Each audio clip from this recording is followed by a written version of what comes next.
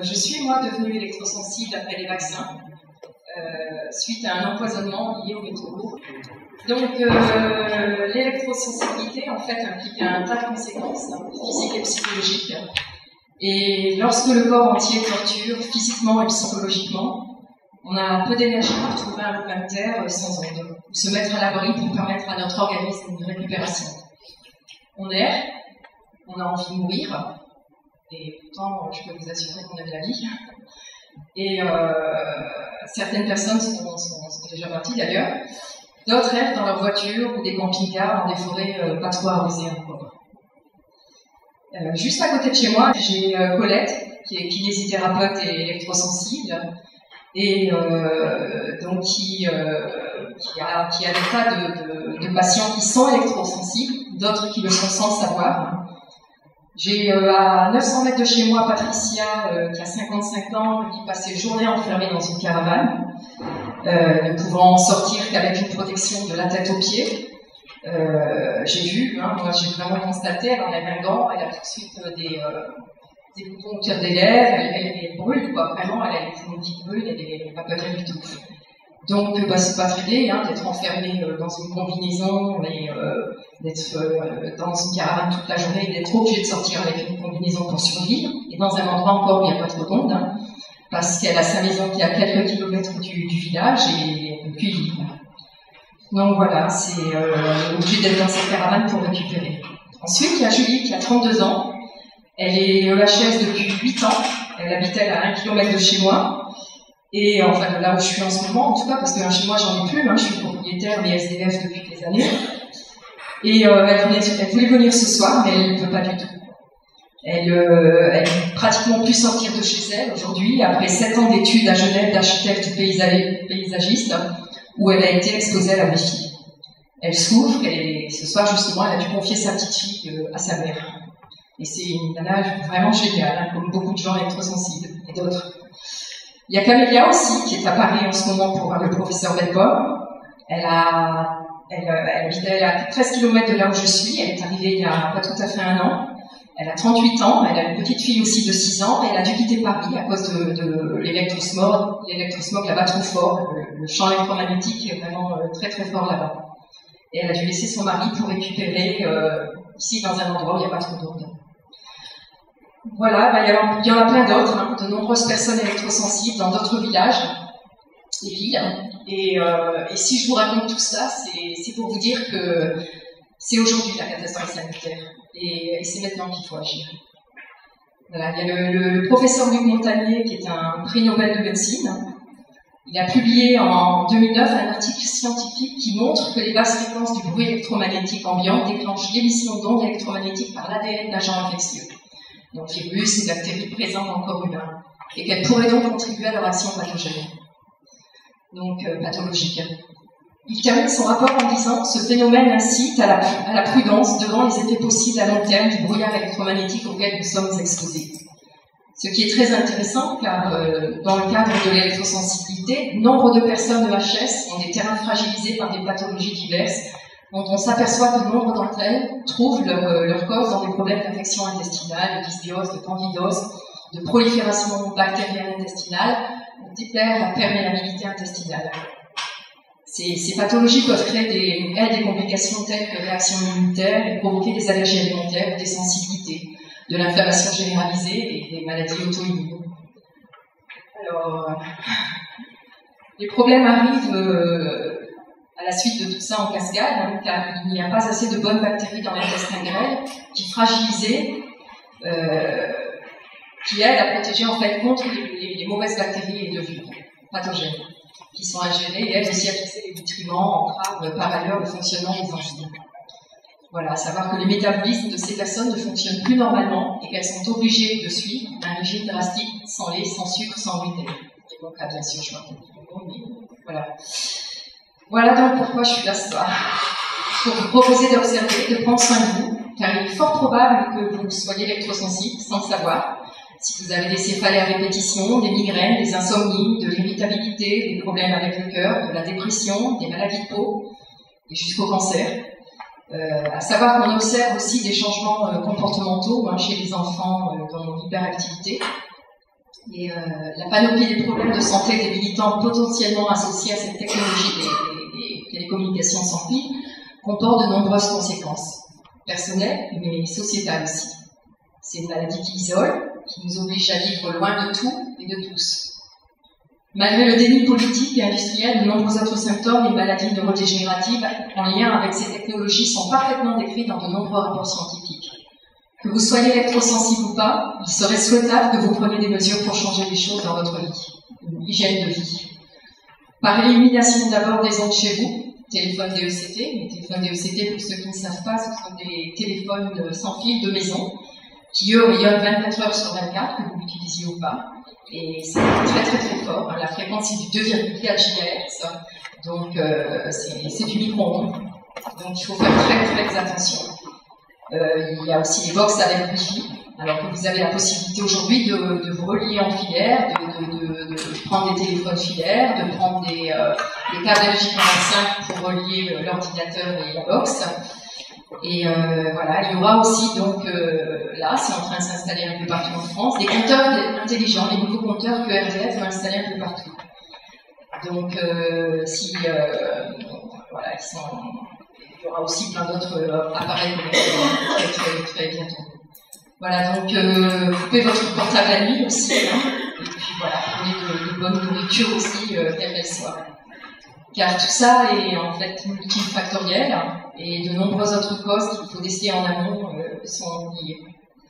Ce n'est pas parce que vous êtes tous aujourd'hui, peut-être pas tous hein, ici, mais asymptomatiques que vous n'en subissez pas les effets, qui vous feront peut-être basculer demain dans l'horreur de cette pathologie. L'arrivée des compteurs communicants au sein même de chaque foyer augmentera cette possibilité et cette catastrophe sanitaire. Mais comme à l'exemple de l'amiante, du tabac, des pesticides, etc., est-ce qu'il y aura des coupables ou pas? Est-ce qu'on les trouvera? Est-ce qu'on les dénoncera? Et est-ce qu'il est normal que nous, citoyens, subissons une telle exposition aux champs électromagnétiques passifs forcés, hein, sans choix de refus, sans droit à l'application du principe de précaution? Peu de gens non encore touchés par cette toxicité réalisent l'ampleur de la situation et l'urgence à défendre cette cause. Et pourtant, ce fléau nous concerne tous. Alors renseignez-vous et agissez si vous le pouvez, tant que c'est encore possible, hein, que vous ne soyez pas trop irradiés. Enfin, en tout cas, vous n'en subissez pas les effets directs pour l'instant. Et voilà, si vous pouvez agir, agissez, faites du bénévolat pour les associations ou soutenez-les si vous pouvez financièrement pour les associations comme Robin et toi justement, parce qu'elles œuvrent pour nous tous et elles nous représentent dans des institutions comme l'Assemblée nationale, donc c'est important. Voilà, et merci à tous pour votre écoute et comme on le dit aujourd'hui, ne nous souhaitons plus bon appétit mais bonne chance. Et, bon, une toute petite vidéo, je ne sais pas si vous savez, c'était tout récemment, il y a eu à l'Assemblée nationale 11 mai 2016. Voilà, il y a eu une commission dans le cadre de la loi sur la transition énergétique. Il y a eu une commission sur les compteurs intelligents, les compteurs électriques. Et lors de cette commission, il y a Bernard Accoyer qui s'est exprimé. Et c'est le genre de discours qu'il ne faudrait absolument pas pouvoir entendre. Et je trouve que il devrait y avoir des poursuites quand on exprime ce genre de propos. On va vous laisser écouter et vous aurez juste derrière, normalement, la réponse que lui a faite, justement, Étienne Sandini. Je vais être très rapide. Je voudrais juste faire une remarque générale qui dépasse d'ailleurs le cadre des travaux de cette table ronde et de la mission. Nous sommes dans un pays qui, je crois, est un pays rationnel. Nous sommes le pays des Lumières. On a fait quelques travaux en ce domaine. Il y a beaucoup d'experts qui sont dûment patentés. Nous vivons dans un océan de normes, qui d'ailleurs sont souvent les mêmes que les normes européennes. Il y a des tas d'organismes de contrôle qui coûtent fort cher, et heureusement que nous les avons, qui sont très rigoureux. Et puis, régulièrement, il y a des experts ou des cabinets d'experts autoproclamés qui viennent affirmer, en utilisant toujours des mots pour faire peur. J'ai entendu le cancer, j'ai entendu les effets thermiques et bien d'autres choses encore, qui inventent des maladies qu'aucune académie scientifique au monde n'a identifiées comme telles, l'électro-hypersensibilité, qui tout au plus est une phobie, et qui viennent tenir des heures et des heures des débats contre lesquels le parlementaire et le médecin que je suis restent sans voix. Ils seront ceux-là même, les premiers à venir prendre leur portable pour appeler les secours, les premiers à venir chercher les nouvelles avancées scientifiques, les nanotechnologies ou autre chose qui viendront les soigner, parce que c'est l'histoire de l'humanité et que le progrès est là. Et je suis, Monsieur le Président, assez interloqué d'entendre les débats qui n'en finissent pas. Bien entendu que ces compteurs ont été testés, que l'on sait quels sont leurs effets de toute nature, parce que nous vivons au XXIe siècle et que ici nous vivons dans un océan qui pourrait conduire ceux dont nous avons entendu à partir en courant, ou plutôt à venir, comme c'était le cas il y a quelques semaines, ici même à l'Assemblée nationale, à la salle Colbert, assister à un colloque sur l'électrosensibilité, où un certain nombre de participants sont venus avec des chapeaux d'apiculteurs ayant remplacé le voile par des grillages pour faire cage de Faraday. Où arrêteront le ridicule? Et comment, un jour, pourra-t-on affirmer la véritable indépendance de ces experts ou de ces bureaux d'experts autoproclamés, véritable indépendance vis-à-vis d'un certain nombre de mouvances politiques et idéologiques? Voilà, Monsieur le Président, ce que j'avais envie de dire après 2 heures qui se sont écoulées depuis que nous sommes ici. C'est un avis qui vous est personnel, Monsieur le Président, hein, bien entendu. C'est un avis qui vous est personnel. Mais vous vous adressiez avant tout aux personnes que nous avons gentiment invitées, mais c'est vrai qu'on connaît... À quel titre scientifiquement? Parce non, que... mais le débat. Hein. Oui, c'est la question. Ceci étant, je crois que nous sommes là aussi, effectivement, pour organiser des débats et des tables rondes. Et c'est vrai que nous avons choisi un certain nombre d'intervenants. Moi, je suis de ceux qui respectent les personnes qui expriment des points de vue, qui peuvent être des points de vue différents, mais qui sont aussi respectables et qu'il faut savoir entendre. Monsieur Sandrier. Oui, je voudrais répondre à ce discours si calme de Monsieur Accoyer. Il se trouve que la loi du 9 février 2015, dite loi Veil, a intégré dans le corps du texte le mot électro-hypersensibilité, qu'un rapport doit être remis à l'ANSES sur ce sujet. Et par ailleurs, je ne savais pas que l'Organisation mondiale de la santé, c'était des experts autoproclamés. Par ailleurs, nous sommes simplement une association nationale qui a pour objet d'obtenir une réglementation permettant la compatibilité entre santé publique et les technologies du sans-fil. À ce titre, d'ailleurs, nous avions été, dans le cadre du Grenelle des ondes, invités et nous avons travaillé pendant très longtemps avec la NFR. Il est même bien possible que nous continuions, dans le cadre du Comité national de dialogue sur le sujet, à faire partie des interlocuteurs. Donc, je pense que vous abusez de votre position. Vous n'êtes pas vraiment au courant. Je pense que comme beaucoup de politiques, vous n'êtes pas assez sur le terrain et qu'il vous serait très profitable de venir dans notre association, de rencontrer ces gens qui sont électro-hypersensibles. Je pense que vous augmenteriez votre information sur le sujet plutôt que de le dire de loin sans vraiment connaître le sujet. Oui, donc moi je témoigne au sujet du compteur Linky. Je n'étais pas, jusqu'à présent, l'année dernière, ni rien, je n'étais pas absolument pas électrosensible. Et ils ont commencé à installer au niveau national le 1er décembre. Et mon immeuble a été un des premiers puisque j'étais installée le 7 décembre 2015, donc ils n'ont pas perdu de temps. Et dès le premier, bon, ils ont fait l'immeuble en 3 jours, hein, les 3 entrées, mais pratiquement de suite, la première nuit que j'ai passée, j'ai senti une paralysie des jambes, des problèmes cardiaques, des brûlures aux poumons, enfin toute la panoplie, quoi. Donc après cette nuit infernale, j'avais tout ouvert grand les fenêtres parce que je sentais vraiment que je criais sur place, quoi. Donc, je me suis juré, à partir de ce jour-là, de ne plus passer une seule nuit chez moi. Et ce qui est encore le cas ce jour, Je pensais, dans ma naïveté, régler plus rapidement le problème, parce que dès le lendemain, j'ai téléphoné à la société qui avait installé les compteurs. Ils m'ont dit, bon, ben, si vous ne supportez pas, vous envoyez un certificat médical. Et puis bon, enfin, sous-entendu, il n'y a pas de problème. Bon, ils ne me l'ont pas dit, ben, on les enlèvera. Parce que moi, je n'avais pas. Hein. On enlèvera ceux des autres propriétaires. Enfin, j'avais cru comprendre que ce serait très simple, quoi. Et finalement, c'est pas simple du tout, parce que, bon, comme il y a sur Toulon et pratiquement en France, j'entends jusqu'à présent très peu de témoignages de personnes qui sont impactées par ce compteur. Dans mon entourage, dans tous les immeubles installés sur Toulon, parce qu'à Toulon, ils y vont à fond, hein, à la fin de l'année, tout sera installé. Il y a très très peu de personnes qui se plaignent pour le moment. Ah, ici, on a beaucoup. Ah bah tout le monde, voilà. Franchement, tout le monde dit, ah bon, moi je sens rien, tout va très bien, tout est parfait, quoi.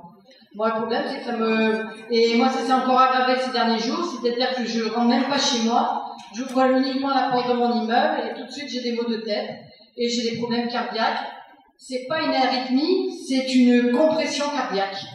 Donc, alors il y a une aggravation parce que jusqu'à présent je dormais chez des personnes qui avaient la gentillesse de m'héberger. Mais depuis, comme ils installent à tour de bras, ben, c'est moi-même qui me suis fait mettre à la porte des immeubles puisque les compteurs étaient installés aussi. Donc de temps en temps, je vais dormir chez une personne un peu plus loin qui n'est pas encore installée, qui a déjà reçu le courrier. Et autrement, le reste du temps, ben, je dors dehors. Hein. Je dors dehors, derrière les garages, avec les rats qui me réveillent dans la nuit. Donc, c'est pas la Smart City, c'est la Rat City pour le moment. Donc, et je vois pas dans les prochains temps d'amélioration. J'ai contacté des assistantes sociales, etc. Donc, à part de déménager, et déménager où, je ne sais pas, on me fait comprendre que je dois finir ma vie dans la rue, moi. Donc, voilà mon témoignage. Je ne sais pas si c'est assez compris, mais et je continue à travailler. Je suis SDF le soir. Je mange dans des abribus tous les soirs, hiver compris. Et je travaille à la mairie de Toulon. Donc, je suis employée municipale le jour et SDF le soir. Voilà.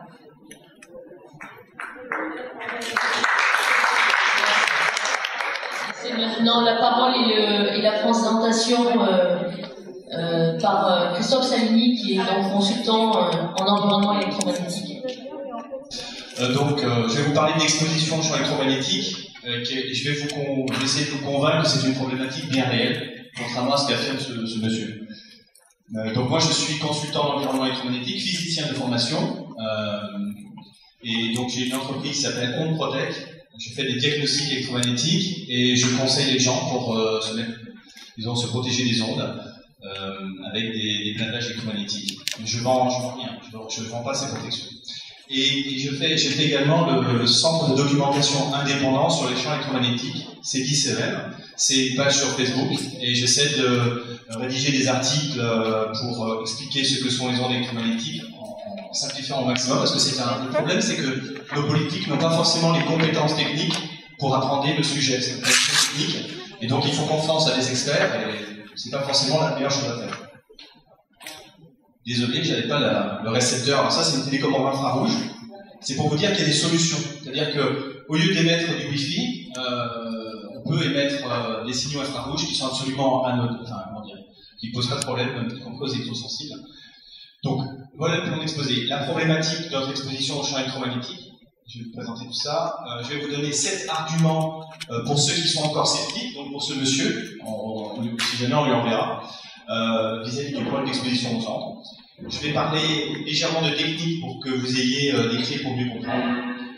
Ensuite, les nouvelles sources d'ondes électromagnétiques, dont le compteur Linky. Dans l'exposé, on va en parler de façon assez détaillée. Enfin, les solutions techniques de protection contre les champs électromagnétiques, parce que, bon, on peut parler des problèmes, mais c'est bien aussi de savoir qu'il y a des solutions.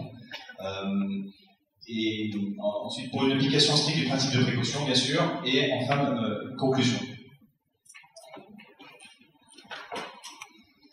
Donc, officiellement, seuls les effets thermiques c'est-à-dire les brûlures, donc des effets qui sont à court terme, sont reconnus. D'où des valeurs d'exposition, des seuils de protection très élevés. On est en France, on suit les directives internationales qui sont, par exemple, pour les antennes de téléphonie mobile, GSM, à 41 volts par mètre. Ça peut être encore plus, de l'ordre de 61 volts par mètre. Donc, c'est des valeurs qui sont absolument colossales par rapport, comme vous allez le voir dans la suite de l'exposé, par rapport aux préconisations de certains pays ou de certains scientifiques indépendants. Pourtant, il y a bel et bien des effets non thermiques. Ces effets non thermiques ont été identifiés dès les années 50 en URSS, parce qu'ils avaient des techniciens de l'armée qui travaillaient sur les radars, qui avaient de nombreux symptômes, et qui ressemblent d'ailleurs aux symptômes des électrosensibles. Et ils ont étudié ça de façon extrêmement structurée. Et donc, ils ont émis une norme en Russie qui est à 6 volts par mètre, au lieu de 40. Il faut savoir que les Russes sont en avance sur nous par rapport à cette protection contre les champs électromagnétiques. Eux, ils sont déjà à 6. Donc, donc la maladie des micro-ondes, c'est cette maladie qui a été étudiée par les Russes. Il y a également l'ouverture de la barrière entre le sang et le cerveau. Si vous téléphonez très longtemps, il y a des articles de recherche qui prouvent qu'il y a une ouverture, c'est-à-dire que le sang n'est plus filtré par la barrière hémato-encéphalique, et donc vous avez tous les polluants qui vont dans le cerveau. Ce qui fait dire à certains chercheurs que ça pourrait occasionner des Alzheimer dans plusieurs années, etc. Donc ce sont des effets importants. Énormément de publications, mais notamment 2 qui sont très importantes.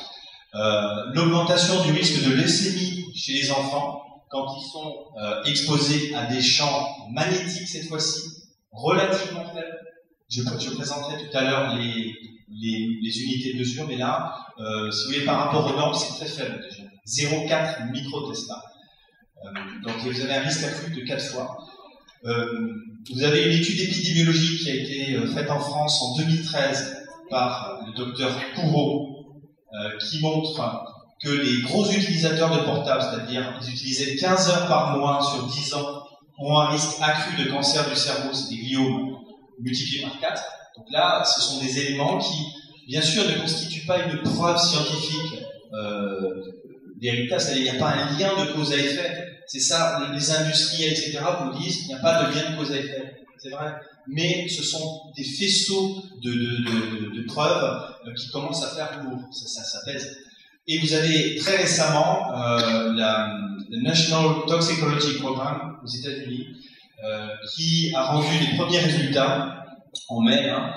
C'est une étude qui a un budget de 25 millions de dollars et qui montre qu'il y a des liens entre l'exposition en champ radiofréquence des téléphones portables et certains cancers, cancer du cerveau et des problèmes cardiaques. Donc, une deuxième problématique, bien sûr la santé, c'est très important, mais vous avez aussi une problématique sur la décote des biens immobiliers. C'est-à-dire que dans les copropriétés, ça c'est une peinture, c'est pas moi qui ai fait ça, c'est une peinture réelle à Paris. C'est un artiste qui a fait ça sur une façade d'immeuble.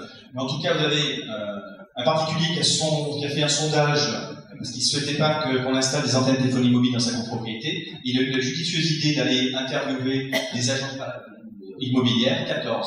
Et sur ces 14 agences, vous avez la majorité qui disent qu'il y a un problème. Enfin, comment dire, le bien immobilier exposé aux ondes est plus difficile à vendre, voire subi des décotes qui peuvent aller jusqu'à 10%. Donc ça commence à faire. Voilà les arguments. Donc, premier argument, depuis les années 2000, les assureurs n'assurent plus les risques au niveau de la santé des ondes électromagnétiques. L'Assemblée parlementaire du Conseil de l'Europe, deuxième argument, recommande dans sa résolution 1815 un abaissement des niveaux d'exposition, ces fameux seuils, à 0,6 volts par mètre, au lieu des 41. 41 et 0,6, ça n'a rien à voir. Et à terme, de le ramener à 0,2, encore plus bas. En fait, plus on étudie les champs électromagnétiques, et plus les recommandations s'abaissent. De plus en plus d'études scientifiques montrent des effets biologiques, c'est-à-dire sur nos cellules, et poussent certains chercheurs à suspecter des effets sanitaires sur notre santé.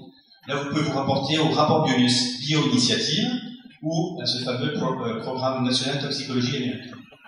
Ce qui a poussé l'OMS à classer les champs électromagnétiques, aussi bien les champs basse fréquence, j'y reviendrai, que les champs haute fréquence, dans le groupe 2B, c'est-à-dire les cancérigènes possibles.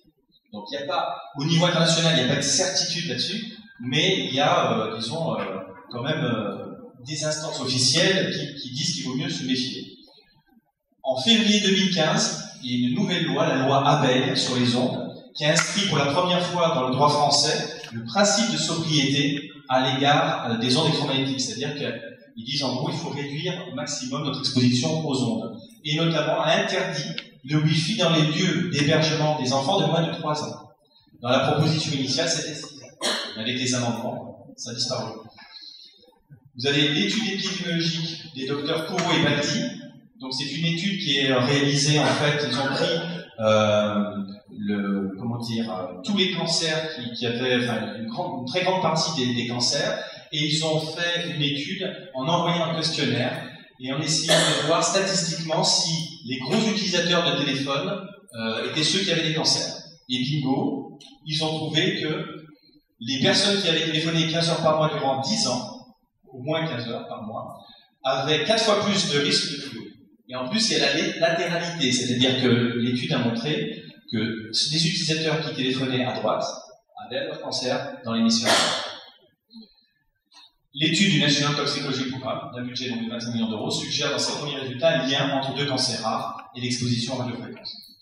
Voilà les arguments pour le monsieur en question. Donc, quelques aspects techniques pour mieux comprendre. Donc je parlais de basse fréquence et de haute fréquence. Donc tout ça, c'est des appareils qui émettent des ondes. Vous avez 0 Hz, c'est-à-dire que c'est des champs statiques, il n'y a pas d'oscillation. 1 Hz, Hertz, c'est la fréquence, comment dire, l'unité de mesure de la fréquence. C'est une oscillation par seconde. Le monsieur tout à l'heure parlait du courant EDF à 50 Hz, effectivement, c'est 50 oscillations par seconde. Et ensuite, on monte dans les fréquences, par exemple la téléphonie mobile, c'est vers les 900 MHz, 900 millions d'oscillations par seconde, etc. Donc là, il y a les basses fréquences et les hautes fréquences. C'est 2 choses importantes que je vous demandais de bloquer.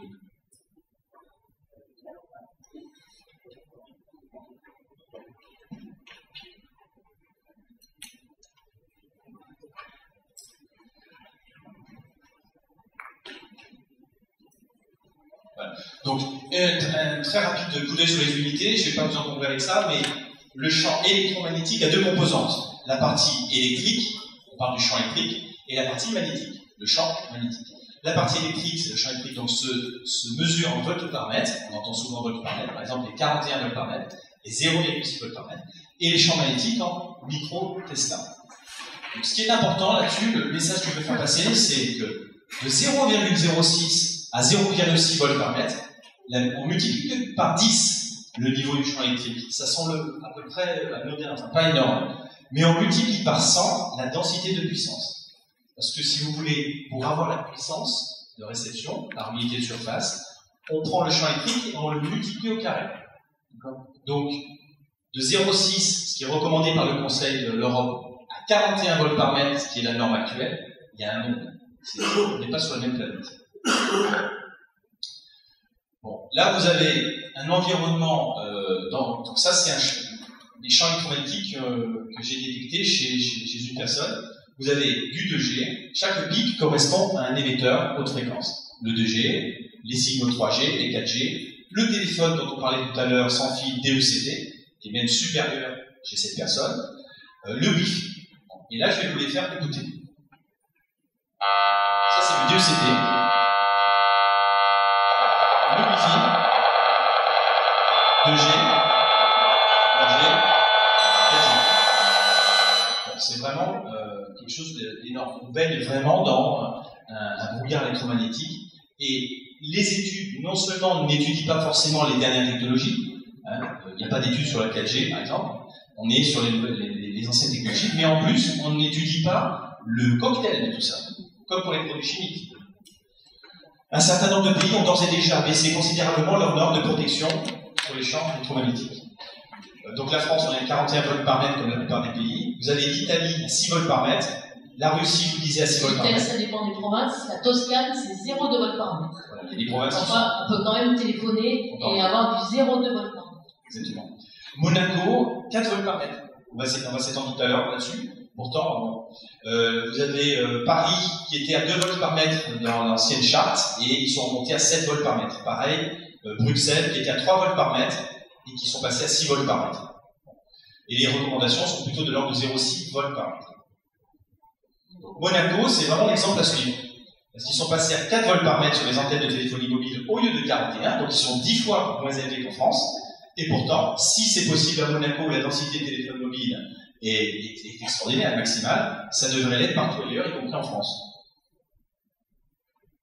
Les nouvelles sources donc, de la radiofréquence. Bon.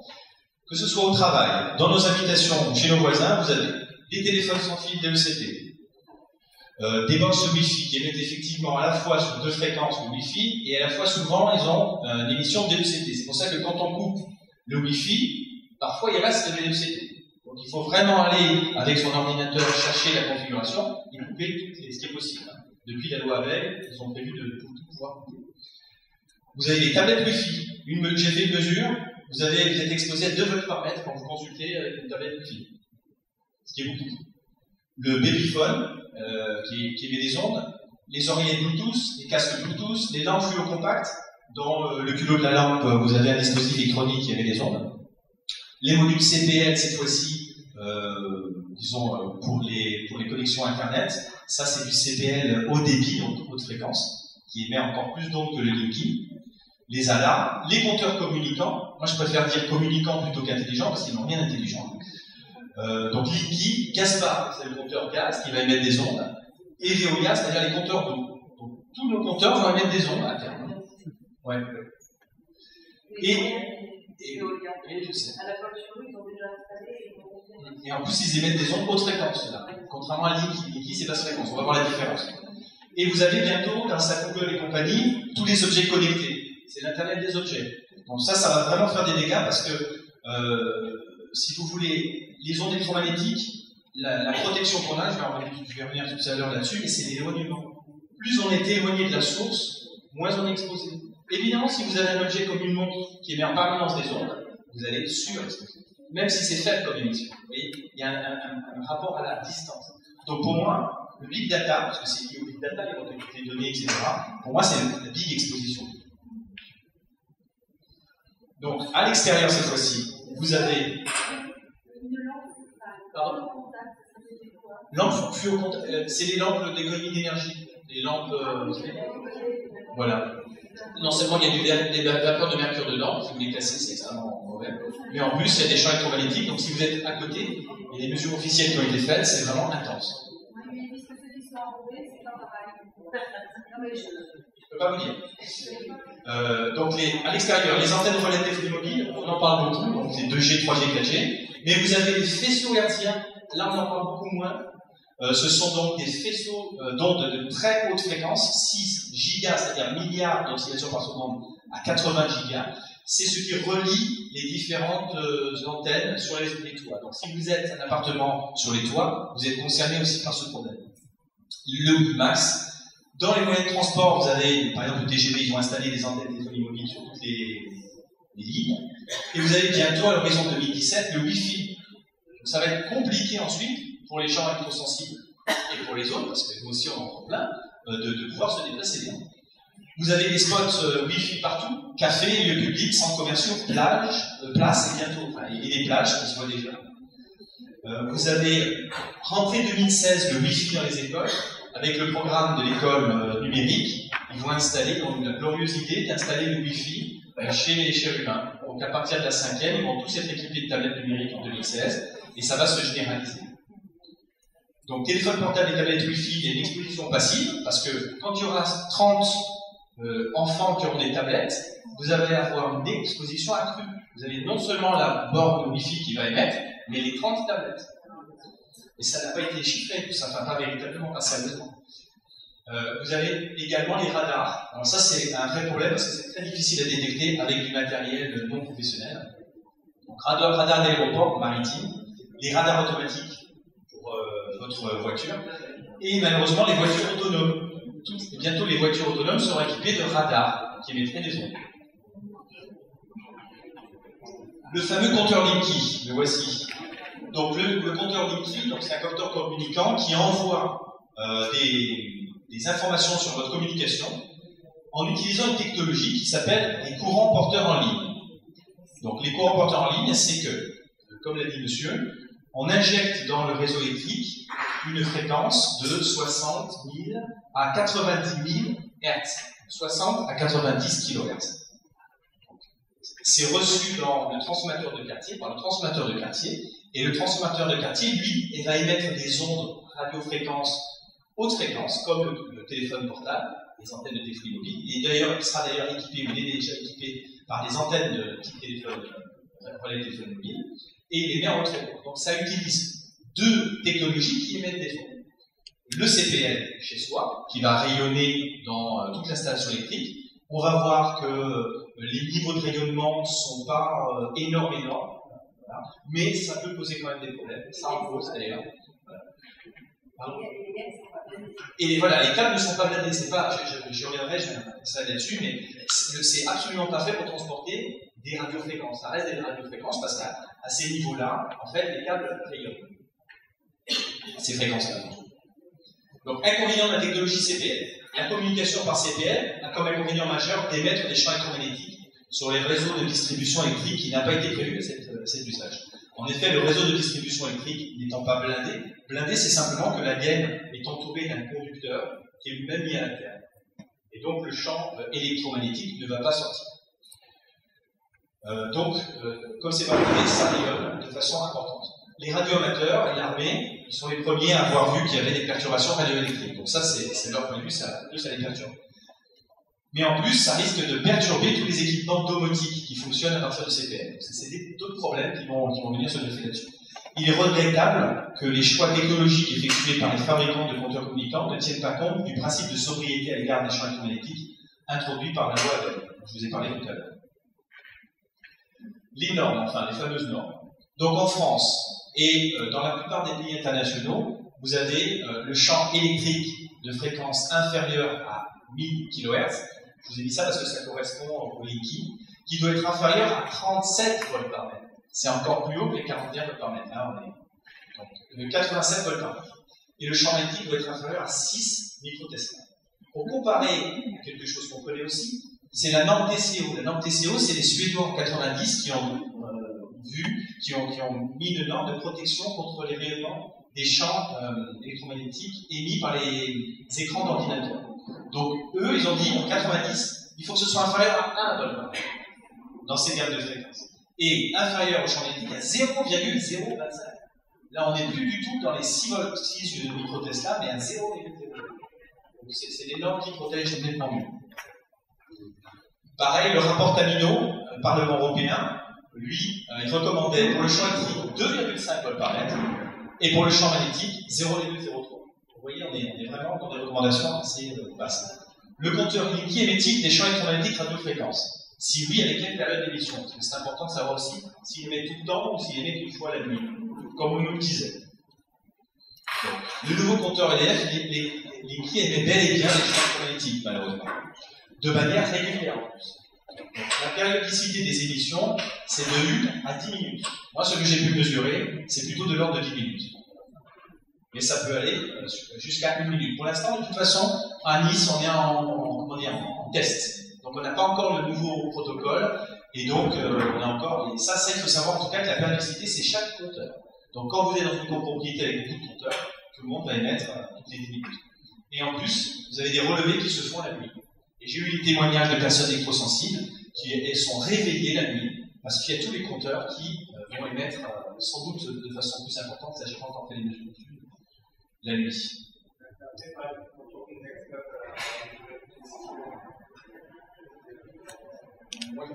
Je ça. Donc ça c'est juste le rapport de la NFR. Le rapport de la NFR disent qu'il y a une faible augmentation par qui engendre une faible augmentation qu'ils estiment à peu près à moins de 10%. Donc en gros, vous passez de 0,8 volts par mètre à 0,86 volts par mètre, à 20 cm du compteur. Ça, ce sont des mesures qui sont faites à 20 cm du compteur. Donc pour eux, c'est vraiment une très, très faible augmentation. Et en conclusion, la NFR dit que ça n'augmente pas l'exposition, ça n'augmentera pas l'exposition du public de façon importante.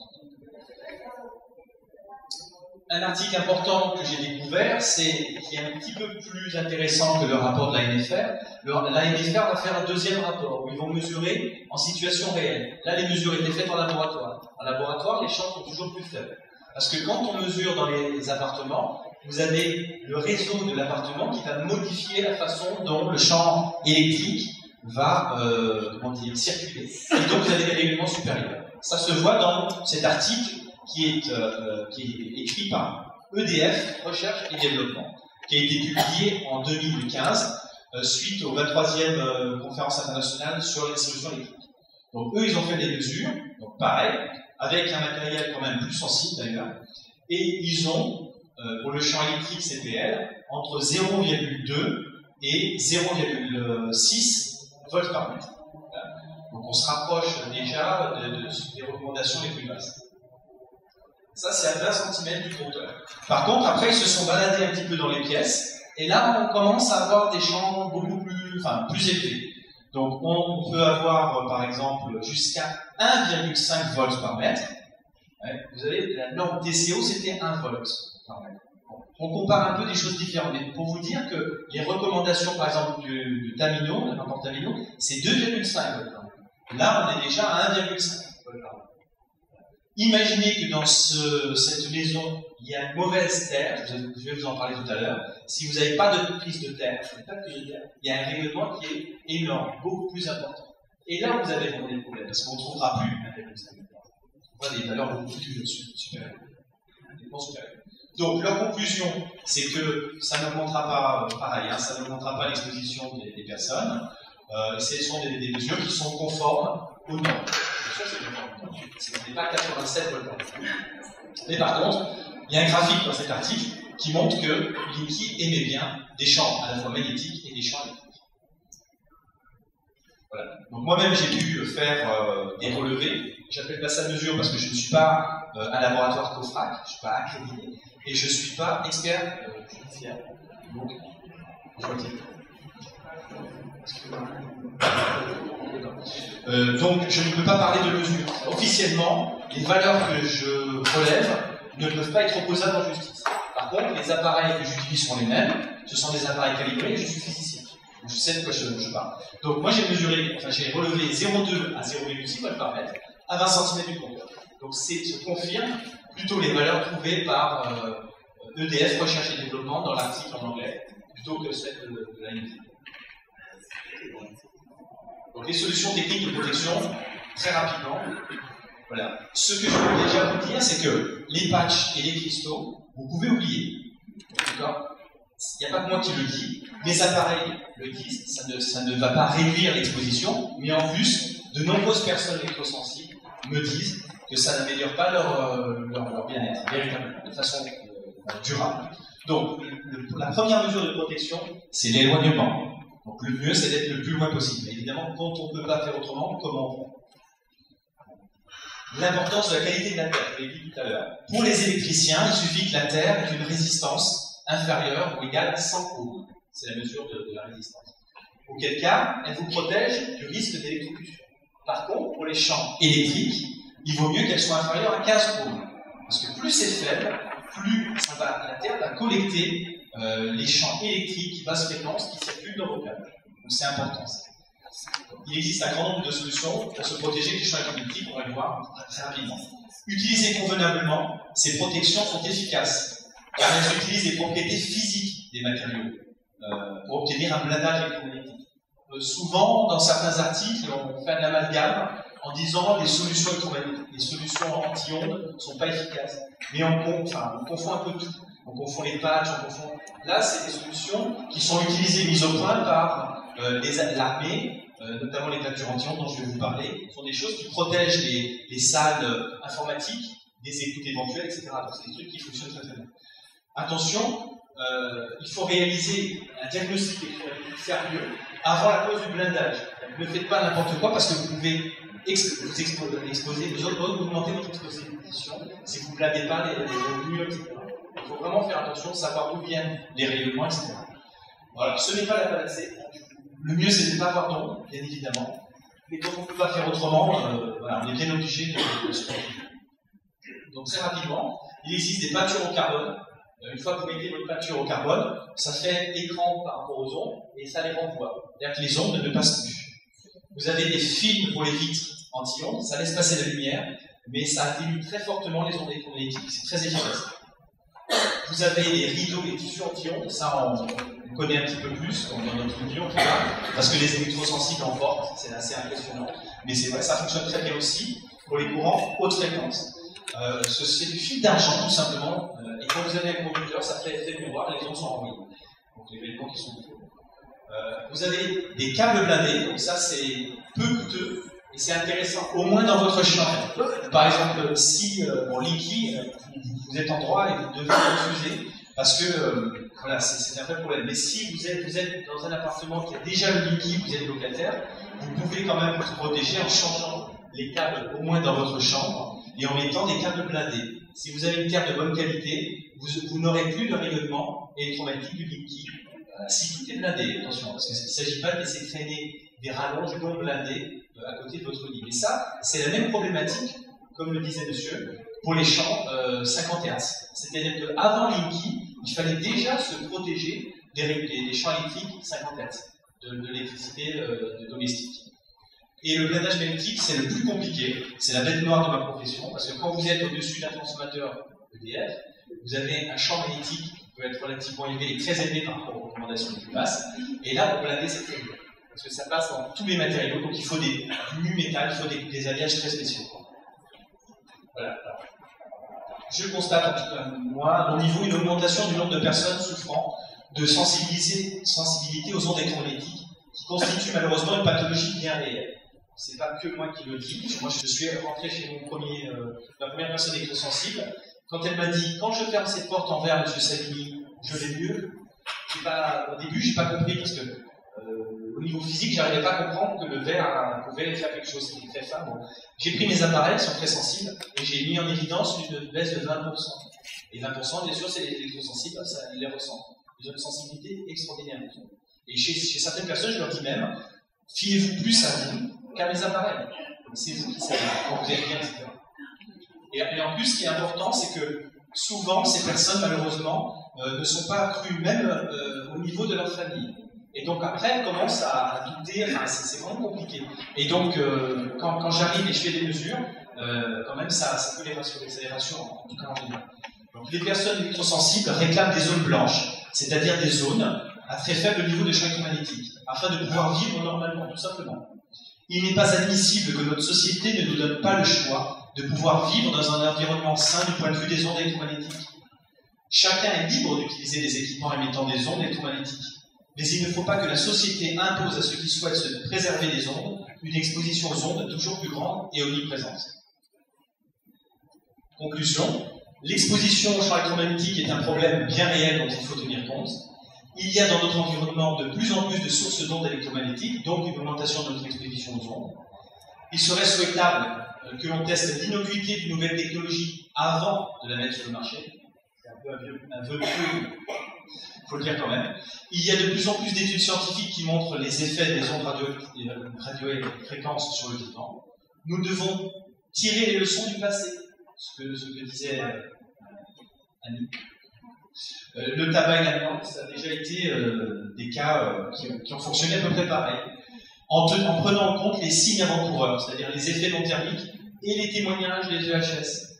Les témoignages des EHS sont très importants. Il ne faut pas les renvoyer vers les services hospitaliers et psychiatriques, comme c'est fait en France. Il est urgent de réduire les valeurs limites d'exposition. Et nous devons veiller, bien sûr, à protéger en priorité les plus sensibles, les enfants et les personnes EHS.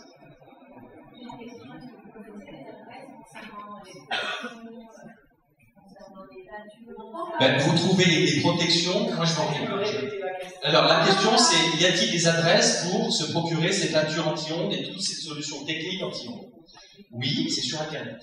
Moi par exemple je ne vends rien, je mets un point d'honneur à ne rien vendre. Comme ça les conseils se font tout indépendants. Mais est-ce que tous les sites sont fiables? Il suffit d'acheter la peinture au carbone, c'est fiable. Oui, tout à fait. Mais par contre après il faut savoir quel mur faire. Il ne faut pas faire n'importe quoi, vous pouvez augmenter votre exposition. D'accord? C'est pour ça qu'il faut normalement un diagnostic. Si vous voulez, c'est comme chez un médecin. Personne ne se viendrait à l'idée de prendre des médicaments sans avoir d'abord eu un diagnostic.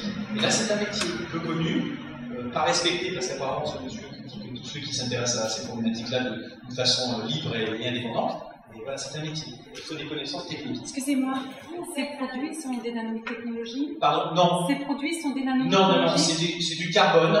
Oui. Et par exemple, il y a une marque qui est Y-Chip. Je cite, j'ai pas d'action chez Y-Chip, mais c'est vraiment des pionniers, sont des Allemands. Et il y a même une peinture écologique, c'est-à-dire qu'il y a très très peu d'émissions de CO2, extrêmement faibles, pratiquement plus.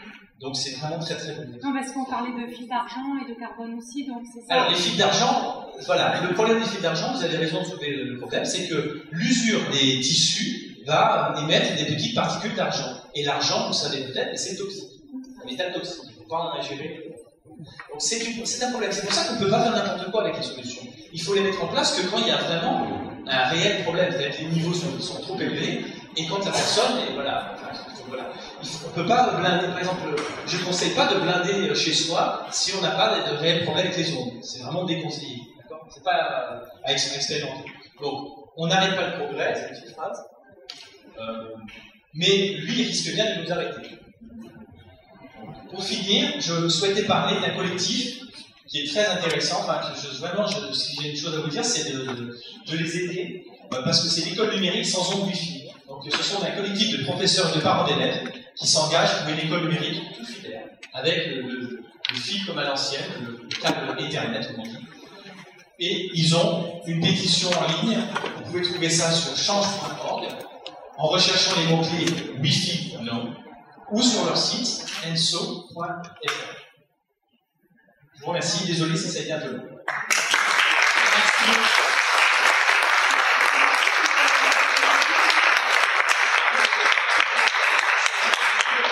Bon, nous l'attendions, nous ne l'espérions plus, et il est arrivé, le 15 février.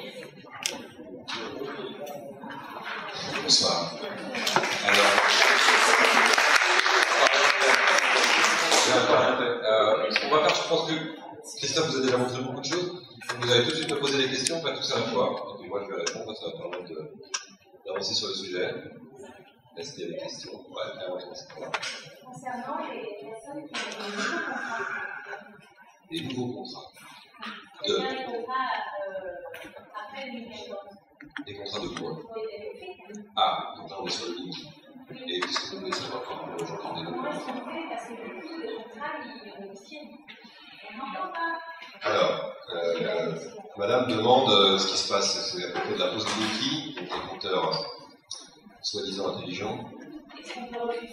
Bien sûr, pour l'instant, alors, nous sommes en attente, parce qu'en fait ça va un peu dans tous les sens, c'est très compliqué, c'est du droit administratif, et donc on est en attente d'une analyse très complète de l'avocat Romain Détois, qui est l'avocat qui fait trembler maintenant le RDF, on dit Enedis fait des bêtises, c'est un très joli nom, et donc cet avocat va nous faire un point sur ce que pourront faire très exactement les particuliers et les communes.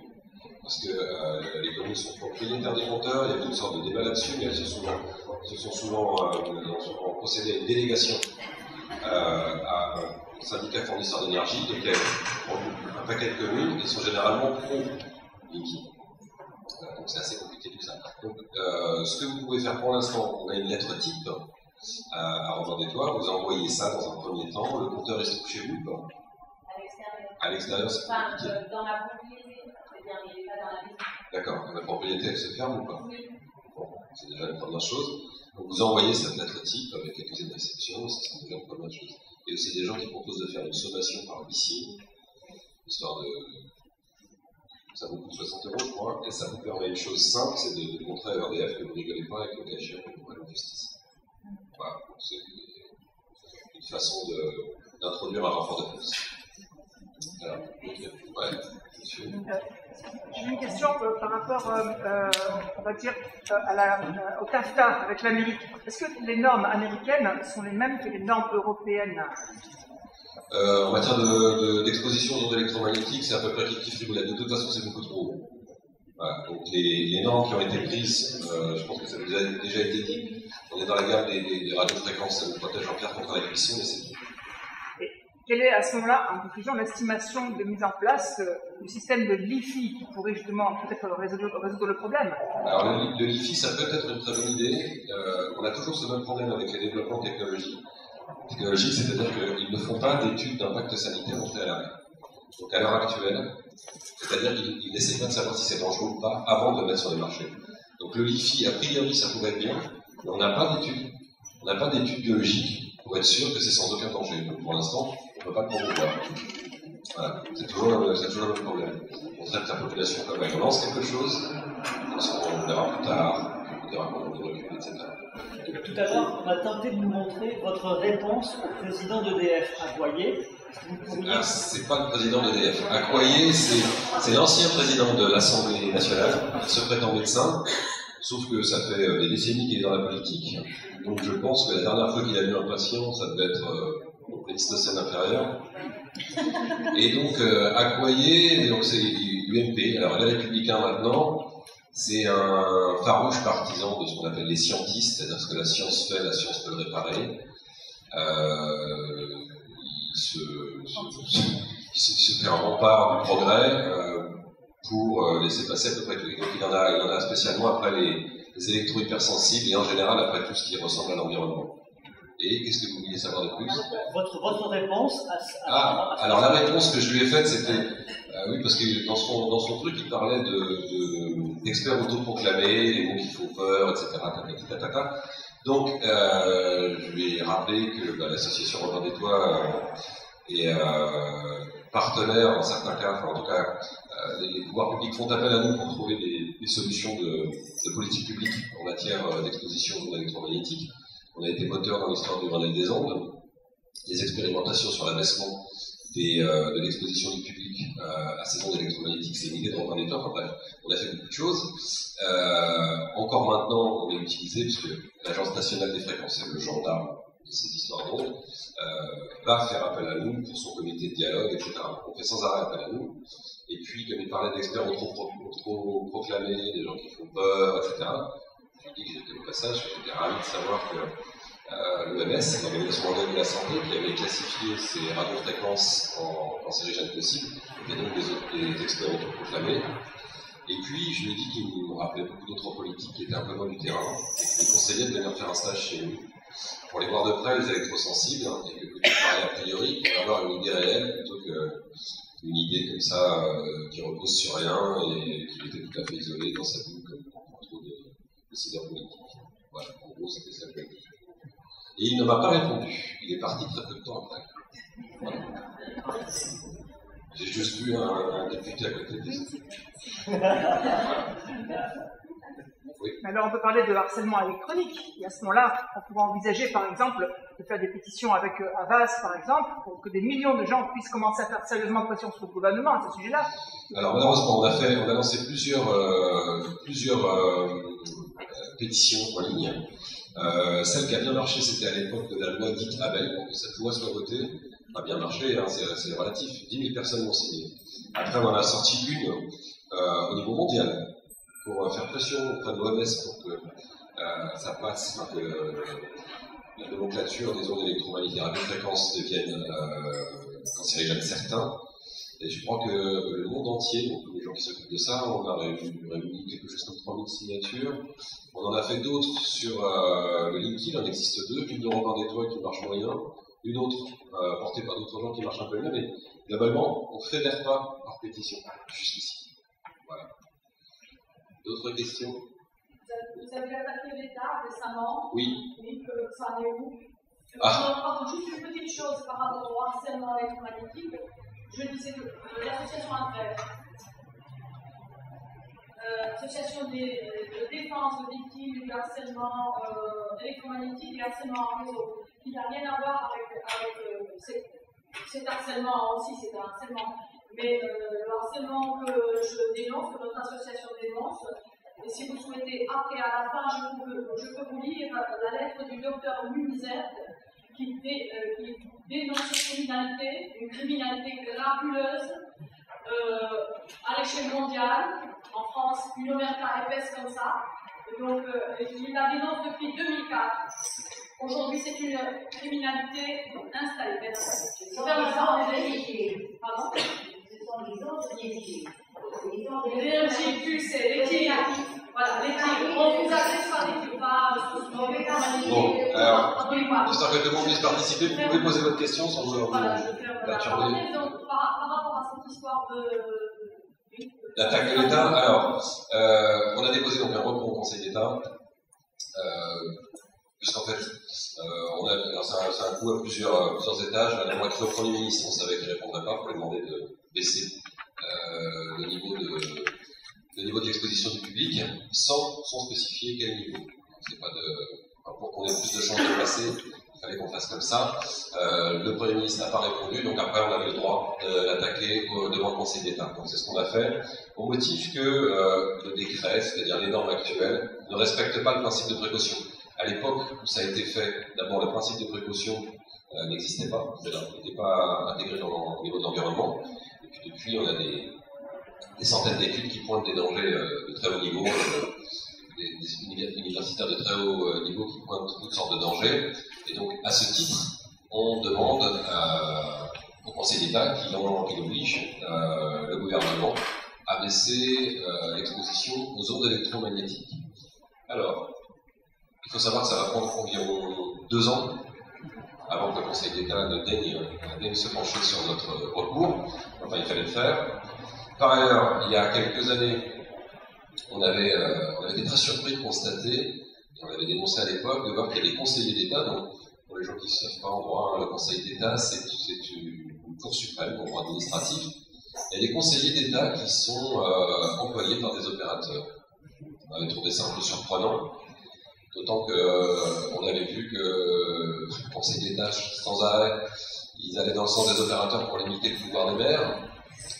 Donc, on a écrit au vice-président du Conseil d'État, qui est en fait le président, vice-président, c'est comme ça. Et ce brave homme, il connaissait bien le sujet, puisqu'il venait de remettre, à l'époque, c'était sous Sarkozy, il venait de remettre un rapport sur les conflits d'intérêts. Il nous a fait une jolie bafouille pour nous expliquer que, en fait, les conseillers d'État qui bossaient pour les opérateurs ne siégeaient pas au Conseil d'État, et que par ailleurs, lui, il pensait qu'il y avait une date de péremption, enfin, il ne disait pas comme ça c'est des mots en moi, pour le conflit d'intérêts qui serait porté à 3 ans. Génial. Donc on n'a pas du tout été convaincus, parce que le conflit d'intérêts, ça dure tout le temps. Il y a des tas de gens dont les études sont payées par des industriels ou des groupes d'intérêt, et puis un peu plus tard, quand ils en ont besoin, on leur rappelle que les études, s'ils sont là, c'était grâce à eux, et qu'il faut faire quelque chose.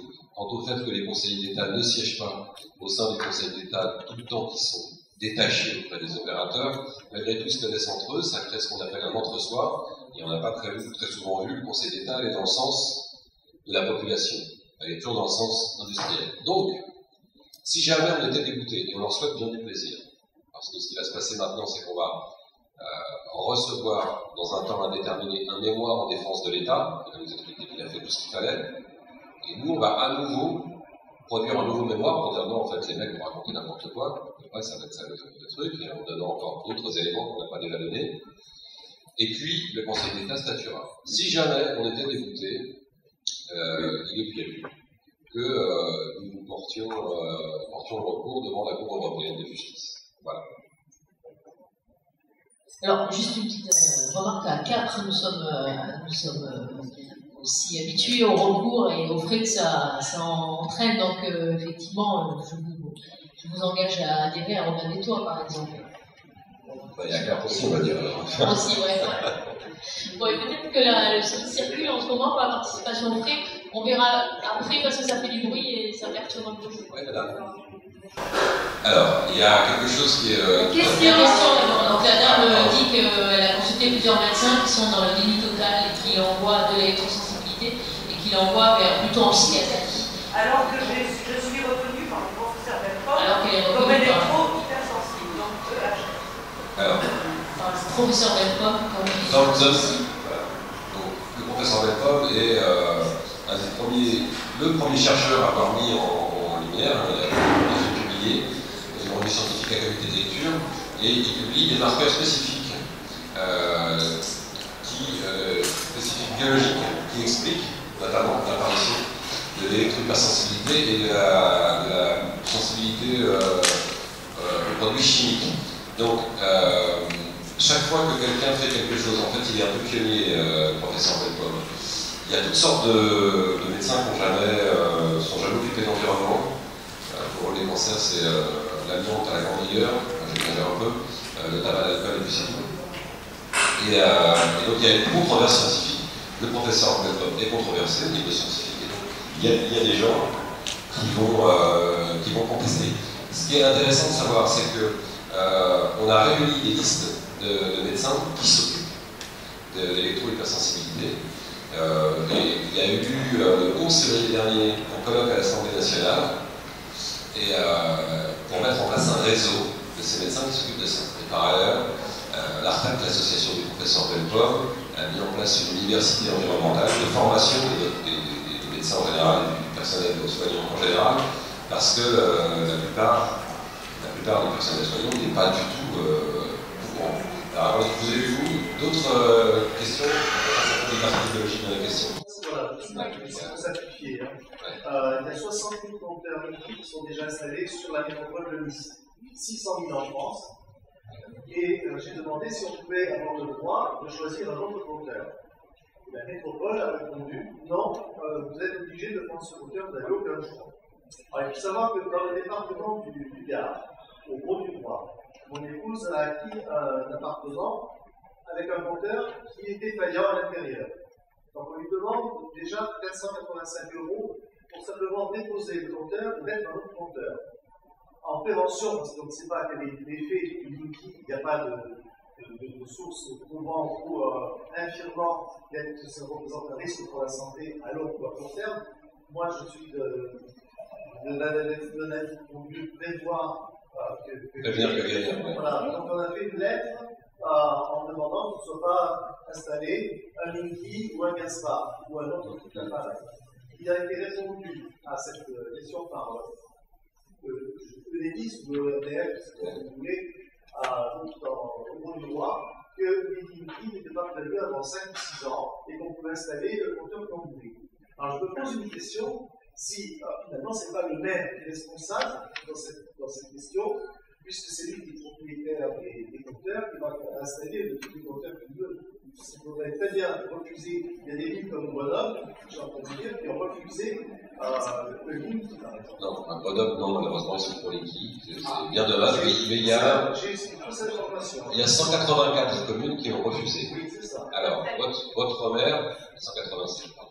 Donc, votre maire pourrait tout à fait demander, d'abord il faut savoir s'il est directement propriétaire ou s'il y a un syndicat des fournisseurs d'énergie entre lui et l'Église.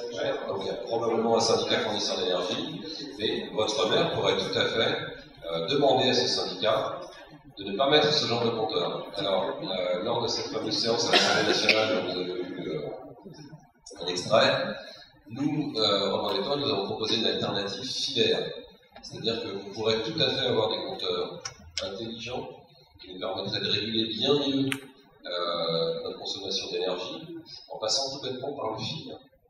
Et notamment, vous avez dans vos logements des gaines techniques logements, le compteur communicant, il est à côté du fil de téléphone. Si on passait par le fil de téléphone qui est auto-alimenté, qui est blindé, c'est-à-dire qu'il n'y aurait pas de rayonnement, ça ne baillerait pas, ça marcherait bien mieux. Et en plus, quand vous avez une panne de courant dans une zone, avec le fil téléphonique, vous pourriez remettre les installations en place, au lieu de mettre tous ces œufs dans le panier, c'est-à-dire que tout dépendant de l'électricité, si tout tombe en carafe, le compteur liquide ne sert plus à rien du tout. Donc il communique plus du tout. Et par ailleurs, ce dispositif, il y a des modules en fait sur tous vos compteurs électroniques actuels qui permettraient de mettre ça et de le raccorder de manière filaire. Ça éviterait de mettre 5 milliards d'euros prix d'origine, parce qu'en fait ça risque de coûter bien plus cher. Donc on fait l'économie nette et on aurait quelque chose qui marcherait beaucoup mieux, parce qu'en plus, pour pouvoir faire des délestages fins, on aura quelque chose qui marche beaucoup mieux. Donc j'ai depuis été reçu au ministère de l'Environnement. On m'a dit que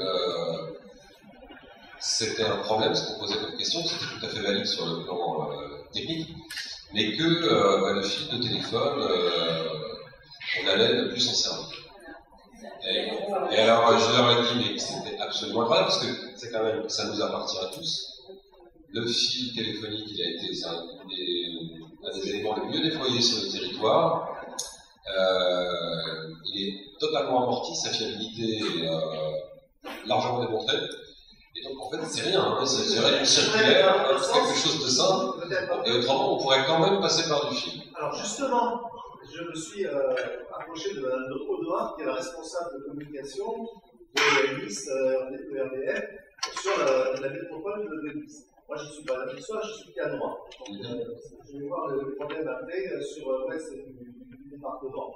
Et elle m'a dit qu'il n'y aurait plus de problème avec l'Indy parce que tous les Indy allaient être installés avec un système filaire. Mais j'ai pu comprendre, c'est ça, je vous pose la question, sur le blindage de ces fils, parce que si on passe sur un fil, l'intervenant de tout à l'heure nous a dit qu'il y avait quand même un risque de pollution. Alors oui, il reste à savoir ce qu'elle appelle filière. Je n'ai pas encore la réponse et je suis en train de chercher. Donc, c'est leur merveilleux. On a beaucoup de mal à les croire.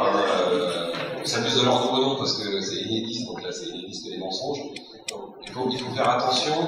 Si c'est des radiofréquences qu'on va injecter sur votre fil à 50 Hz, il n'est pas prévu pour ça, il n'est pas blindé. Donc ça va baver un peu partout et tout ce qui sera branché sur le secteur va se mettre à rayonner.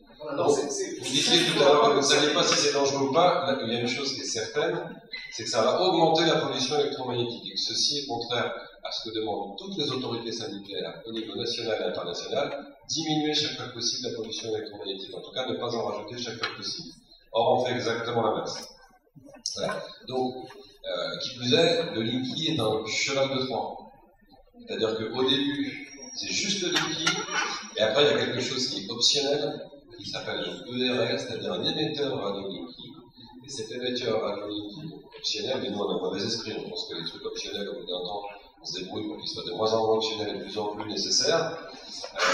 Ces ERL, là c'est un module radio, vont dialoguer avec des répartiteurs de différents chauffages, le chauffe-eau, l'électroménager, la machine, tout ce que vous voulez. Et là, ça va fonctionner par module radio, et chez vous, ça va devenir des piégeurs.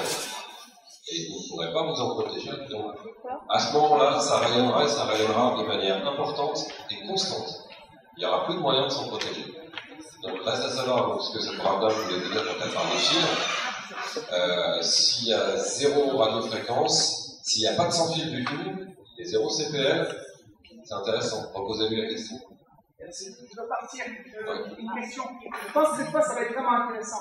J'ai appris par un ami du professeur Belcom, le professeur Henri Joyeux, que sur le plan de la santé, il pouvait y avoir une réalimentation des éléments qui aggraveraient le facteur d'électrosensibilité. Un exemple, l'aluminium que nous avons dans les vaccins ou dans l'eau du robinet, ou bien encore le dioxyde de titane qu'on trouve dans de nombreux aliments, par exemple, pas mal de médicaments ou dans pas mal de plats préparés. Eh bien, il faut savoir, quand on parle de dioxyde de titane, on parle de métal. Et ce métal est absolument inutile à l'organisme et qu'on le retrouve dans les tissus de l'organisme. Et donc, il n'y a pas loin de penser, et je viens de le comprendre à l'instant, il se peut très bien qu'il y ait un lien entre les rayonnements électromagnétiques de type 8, 3G, 4G, 5G et tout le métal qu'on nous fait ingurgiter à longueur de journée. Donc, je pose la question simplement de savoir si une simple alimentation plus saine, une vie avec des aliments détox, par exemple, consommer des choux qui est plus à l'organisme en métaux lourds, ça pourrait être une solution plausible ici à long terme. On ne devrait pas quitter les villes. En fin de compte, puisqu'on ne peut pas, malgré tout, faire confiance au gouvernement. Non, mais alors vous avez raison. Les métaux lourds, l'intoxication de métaux lourds, métal c'est conducteur, donc bien entendu, les antennes relais, la téléphone portable, c'est pas autre chose que de l'énergie électrique qui est dispersée dans l'environnement. Donc bien entendu que l'intoxication de métaux lourds favorise l'apparition d'électro-hypersensibilité, que par ailleurs, on est tous plus ou moins chargés en métaux lourds. Et la détoxification des métaux lourds, c'est pas une mince affaire. Les choux vont pas juste suffire. Mais d'ailleurs, j'en profite pour dire, parce que je vois qu'il y a des électrosensibles avec des protections. On parlait tout à l'heure de fils d'argent, différents fils dans ces tissus de protection. Faites attention, quand vous les nettoyez, de ne pas les tordre ensuite. Parce qu'à ce moment-là, vous risquez on avait des techniciens dans l'époque qui avaient fait des expériences là-dessus. Si vous les tordez, si vous les essorez, vous vous risquez de briser le réseau de fils et finalement d'inhaler vous-même encore un peu plus de métal. Donc d'augmenter votre intoxication en métaux lourds. Donc il faut faire attention avec ces tissus de ne pas les tendre pour éviter d'abîmer le réseau de fils. Je vous en prie, monsieur. Bonne soirée. Et le contact avec la peau aussi, c'est délicat, parce que si vous mettez des fils d'argent au contact de la peau, avec la transpiration et tout ça, c'est problématique aussi par rapport à l'argent qui est toxique. Ouais. On trouve sur votre site, on a déjà pour acheter ce Non. Alors, pour Robin Bétoir, c'est très simple. On est totalement bénévole. On a zéro intérêt à faire ça. Oui, donc, mais il y a des EHS, on peut vous indiquer des forums. Nous, on ne fera jamais la promotion de ça pour plusieurs raisons. D'abord, parce qu'on pourrait dire que finalement, on a du sédent, ce genre de choses, pas question. Que par ailleurs, il y a des gens qui sont. On a la vraie solution, c'est une vraie réglementation, parce que il y a des gens qui sont au courant qu'il existe des protections, il y a ceux qui ne le savent pas, ceux qui peuvent se les payer, ceux qui ne peuvent pas. Donc pour toutes ces raisons, nous, on ne dit rien là-dessus. Ce qu'on a simplement demandé aux autorités sanitaires et au gouvernement en général, c'est de faire de trier entre le grain et l'ivraie, parce que dans ces protections, il y en a qui sont n'importe quoi, voilà, et d'autres qui sont sérieuses. Par exemple, les patchs sur les téléphones, c'est la plus bonne idée. C'est comme si je me mettais la main là comme ça, je suis obligé de parler beaucoup plus fort pour que vous m'entendiez, donc on a l'effet inverse de celui qui est recherché. Alors les zones blanches, il y a un projet en cours, on a bon espoir de parvenir à en fonder une et de continuer à en chercher d'autres. Donc il y a plusieurs endroits possibles, mais on a... C'est très compliqué parce qu'on reste au niveau associatif. Il faut des bécanes, il faut mesurer. Évidemment, même les meilleures machines à mesurer ne sont pas aussi sensibles que les électrosensibles. Il y a plusieurs niveaux dans l'électrosensibilité. Il y a des gens qui sont très très très sensibles, d'autres un peu moins. Donc il y a des enfants qui peuvent contenir un certain. C'est un vrai problème. Il y en a une qui est en train de se faire avec une association dans laquelle se retrouve Michel Rivasi, différents scientifiques. Nous, Robin Bétoir et d'autres associations. Pour les EHS. C'est dans les Hautes-Alpes. Je regrette qu'il y a aussi un coopérateur qui aurait pu venir et qui connaît, qui n'a pas pu venir, qui connaissait, qui est au PNR.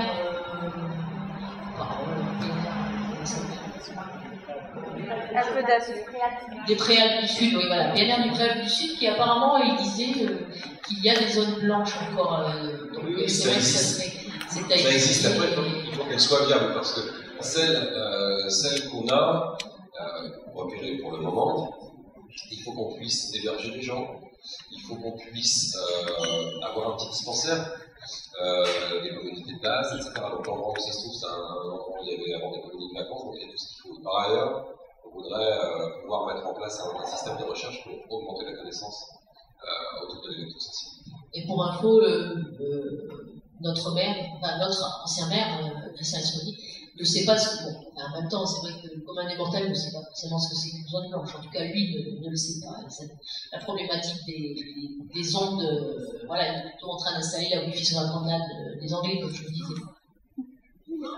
Alors, oui. Alors, ils sont en train de mettre du Wi-Fi partout dans les trains, tout ça. C'est quand même assez problématique. Est-ce qu'il n'y aurait pas moyen de lancer quelque chose pour demander qu'il y ait au moins une rame, un wagon, quelque chose? Il n'y en a pas. C'est quelque chose qu'on demande depuis 2009. Alors, en fait, la même politique publique qu'on appliquait pour le tabac en litre, soit appliquée aux ondes électromagnétiques. À chaque fois, on dit que c'est une super bonne idée, puis après, on ne fait pas. Donc, de l'intérêt de ce qu'on a fait au niveau juridique, parce que c'est notre moyen, ça et les médias, c'est notre moyen d'introduire un rapport de force et de les contraindre à adopter certaines des choses que nous prenons. Moi, j'ai déjà fait, par rapport au compteur Linky, j'ai déjà écrit à ERDF, courrier recommandé avec accès conception. J'ai reçu une lettre de Enedis, donc, parce que j'avais écrit à ERDF. Et donc, ils m'ont répondu qu'il n'y avait aucun problème avec ces compteurs, qu'ils allaient reprendre contact. Mais alors, moi, mon problème maintenant, et d'autres amis à moi qui ont fait les mêmes démarches, C'est à ce stade-là, qu'est-ce qu'on fait maintenant? Parce qu'à priori, d'après ce que tout le monde dit aujourd'hui, on ne peut pas, pour l'instant, refuser la pose de ces compteurs. Alors, je vous ai dit qu'il y avait plusieurs ruses. Vous pouvez, il y a quelque chose qui a été lancé, si vous êtes sur la newsletter de Romain Despots, si vous écrivez à Romain Despots, on vous répondra là-dessus. Vous pouvez faire une sommation d'huissier. Okay, il y a un système qui a été mis en marche pour ça, coûte un peu cher, et dire non seulement je veux pas, mais j'ai constaté par l'huissier. Ça veut dire que pour Enedis, ça veut dire bon, ils sont prêts à aller au carton sur le plan juridique. Et par ailleurs, il y a un vrai problème juridique sur le fait que les gens qui ont voulu vous mettre des compteurs qui s'appelaient ERDF et maintenant ça s'appelle Enedis. Il va falloir tout recommencer à zéro. Ils ont un vrai problème juridique à ce stade. Mais à nouveau, moi je ne suis pas avocat. On attend que notre avocat nous fasse un point. Il est débordé parce qu'il y a des gens comme vous qui l'attendent partout, des communes, etc. Et donc on attend qu'il nous fasse un point clair qu'on diffusera, bien sûr. Voilà. Et en désespoir de cause, vous pouvez contacter cet avocat qui s'appelle Maître Corneloup. Maître Corneloup. C-O-R-N-E-L-O-U-P. J'ai une question subsidiaire à celle de madame. Et j'ai essayé de contacter quelqu'un de RDF qui devait venir. Heureusement qu'il n'est pas venu parce qu'on aurait eu plus là. Donc, cette personne-là me dit rien à voir. Les compteurs Linky n'émettent pas d'ondes magnétiques. Alors, je vais monsieur qui semble être professeur scientifique, répondre à ça ou que vous nous donniez un... Alors, ok, on va finir là-dessus. Alors, effectivement, le compteur Linky lui-même n'émet rien. Le compteur lui-même n'émet rien, mais c'est très jésuite, parce que c'est le dispositif utilisé, le CPL, qui lui émet des ondes. Donc en fait, c'est l'ensemble du dispositif qui va en créer, mais c'est pas faux de vous dire ça, mais c'est pas vrai non plus. C'est-à-dire qu'en fait, elle reste complètement statique. Alors maintenant, sur ces niveaux, en fait, pour bien comprendre, et puis vous allez pouvoir rebondir, parce que je voulais encore... Donc on va faire un micro-cours très rapide pour comprendre. La question pourquoi c'est un problème? Pourquoi les gens sont un problème pour la santé? En fait, tout le vivant fonctionne grâce aux ondes électromagnétiques. Le soleil, c'est une onde électromagnétique. Et on s'est toujours développé grâce à ces ondes électromagnétiques. Et donc, au niveau du vivant et de nos organismes, tous les échanges biochimiques sont conduits par des émissions électromagnétiques. Et donc, on sait très bien vivre avec les ondes électromagnétiques naturelles, et encore, vous savez qu'avec le soleil, il ne faut pas s'exposer trop longtemps, etc. On peut avoir des problèmes de mélanose, etc. Mais les ondes utilisées par les technologies du son fixe sont des ondes qui sont artificielles, qui ont été créées par l'homme. Et alors, je ne vais pas aller trop loin dans la technique. Il y a des ondes dites pulsées, etc. Ce n'est pas des rayonnements continus, c'est des espèces d'effets micro-mitrailleuses d'ondes qui vont perturber votre fonctionnement électromagnétique. Et il y a toutes sortes de fréquences dans ce spectre, et elles n'ont pas toutes le même effet. Donc, la façon ce qu'on vous a dit par rapport au Wi-Fi, alors le Wi-Fi, malheureusement, c'est la fréquence de résonance de l'eau, et donc, il n'y a pas de seuil pour le Wi-Fi. Le Wi-Fi, c'est pas bon, point. Il faudrait changer de fréquence. Le Wi-Fi, il faut vraiment le proscrire. Parce qu'on ne peut pas dire qu'en dessous d'un certain niveau, on n'a pas constaté l'effet. La plupart des gens qui deviennent électrosensibles, c'est à cause du Wi-Fi. Avec les ondes utilisées par la téléphonie mobile, il est préconisé par le Conseil de l'Europe, par exemple, de ne pas dépasser un seuil d'exposition de 0,6 volts par mètre. Alors que les normes actuelles peuvent nous exposer jusqu'à 40, enfin, ça commence à 41 volts par mètre, c'est pas les plus loin, ça commence à 41 volts par mètre. En même temps, ce 41 volts par mètre, c'est un peu comme si je vous disais qu'il ne faut pas rouler à plus de 2500 km/h sur l'autoroute. C'est une norme tellement haute qu'on ne l'atteint jamais. Ça permet aux industriels de faire un peu ce qu'ils veulent, et on pourra toujours vous dire que vous êtes en dessous, largement en dessous des niveaux de référence. Sauf que c'est beaucoup trop haut. À Paris, par exemple, c'est 5 et 7 volts par mètre. Et il y a une charte, mais ça reste, on fait croire à Paris, on vend le fait qu'ils ont été merveilleux à Paris, qu'ils ont réduit le niveau de l'exposition. En fait, 5 et 7 volts par mètre selon les fréquences, c'est un niveau de confort pour les opérateurs. C'est très rare qu'ils dépassent ces niveaux-là. Et encore plus rigolo, et là on va faire un peu de logique, on n'est plus dans la science, l'Agence nationale des fréquences, le gendarme estime qu'à partir d'un certain niveau d'exposition du public, on est face à des points atypiques. Et là ça devient marrant. Si 41 volts par mètre est plus, c'est protecteur de la santé, et qu'on a pris ces normes parce qu'elles sont protectrices de la santé. Comment ça se fait qu'une instance gouvernementale, enfin une agence gouvernementale, nous explique qu'à un certain niveau, c'est quand même atypique? Vous connaissez un seul domaine de la législation française où il y a une façon atypique de respecter la loi? Vous voyez bien qu'il y a un léger problème avec ces niveaux d'exposition. Donc pour l'ANFR, et dès que la loi Abeille sera rentrée en vigueur, parce qu'il manque encore quelques décrets, elle a été pourtant promulguée il y a 1 an, en fait, on aura un seuil à 6 volts par mètre, parce que c'est le point atypique tel que défini par l'Agence nationale des fréquences. Sur quelle base scientifique? On leur a posé la question, on les voit souvent. Ils sont incapables de nous dire, c'était paru au journal officiel. Alors là, moi j'ai découvert que le journal officiel était une revue scientifique à comité de lecture, je ne savais pas. Donc, en fait, comme on devra, enfin, la NFR devra résorber ces points typiques, on aura un seuil qui dit pas son nom à 6 volts par mètre en France. Mais c'est encore beaucoup trop. Même le seuil de 0,6 volts par mètre est intolérable pour certains électro-hypersensibles. Donc, le 0,6 volts par mètre, c'est pas pour le Wi-Fi, ça n'est que pour les gens bien portants. Pour les gens électrosensibles, il leur faut des zones blanches, il leur faut des endroits où il n'y a pas de règlement du tout. On vous parle très souvent, avec la crise écologique, de moments où il faudra revoir notre façon de vivre, notre façon de consommer, etc. Ça paraît dans un horizon un peu lointain. Les électrosensibles, les chimico-sensibles, pareil, ce sont des gens qui sont déjà victimes de notre façon de vivre, de notre way of life. C'est-à-dire que les technologies qu'on utilise les impactent eux directement. Donc la crise écologique, elle a déjà commencé. Les électrosensibles, les chimico-sensibles, ce sont les gens qui montrent que voilà, c'est déjà insupportable. C'est pour ça qu'il faut utiliser ces technologies le moins possible comme des outils, pas comme des jouets. Et qu'il faut faire très attention à ces gens qui sont déjà, eux, touchés et qui en manifestent les symptômes. Parce qu'en fait, nous sommes tous électrosensibles. Simplement, la plupart d'entre nous, nous sommes asymptomatiques. Nous ressentons tous la même chose, sauf que chez nous, ça ne provoque pas de douleur. Mais ça reste pas bon pour notre organisme quand même. C'est juste une question de temps. Oui, alors, c'est assez compliqué parce qu'il y a beaucoup d'éléments scientifiques là-dessus. Il y a des gens pour toutes sortes de raisons qui vont devenir électro-hypersensibles, d'autres peut-être pas. On ne sait pas qui, on ne sait pas quand, on ne sait pas comment. Ce qui nous préoccupe beaucoup, c'est qu'on a des enfants qui sont électro-hypersensibles, et par ailleurs, il y a une recommandation de l'État français qui est que les femmes enceintes devraient éviter d'utiliser le téléphone portable. Vous voyez sans arrêt des pubs partout, dès que vous êtes enceinte, arrêtez de fumer, ne buvez pas d'alcool. Est-ce que quelqu'un a entendu cette recommandation du gouvernement français? À l'époque, ils avaient sorti des brochures, je crois qu'il y en avait 400 000. C'est plus difficile à trouver, 400 000 pour 5 millions de cartes SIM.